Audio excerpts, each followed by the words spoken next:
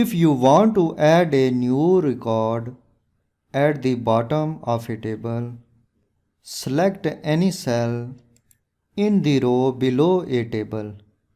Type the data you want to add to the cell. I select this cell, click copy button, select this cell, press enter key. Excel auto expansion features expands the table to include the new row. This also works if you select the last cell in the last row of the table and then press tab key.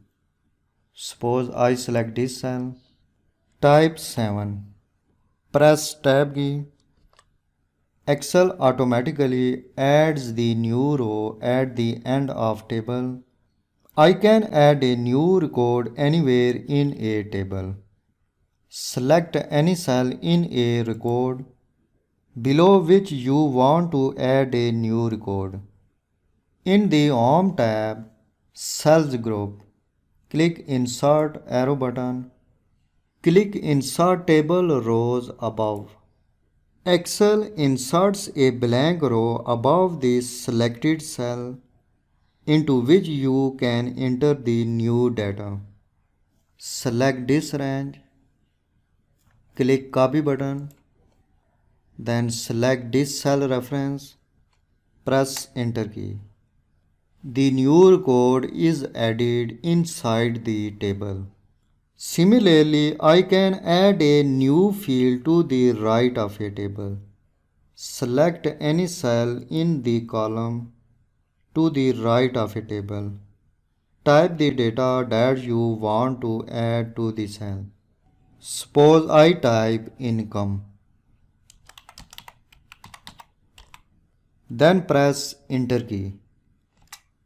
Auto expansion expands the table to include the new field. Similarly, I can add a new field anywhere in a table.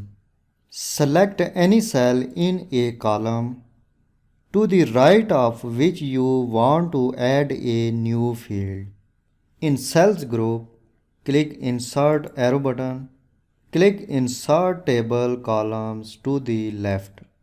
Excel inserts a blank field to the left of the selected cell. If you want to delete any field in the table, select any cell in the field you want to delete.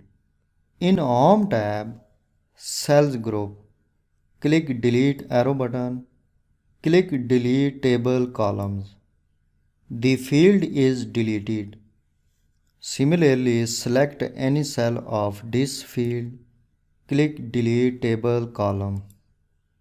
Similarly, if I want to delete any record in the table, select any cell in a record you want to delete. Click Delete arrow button.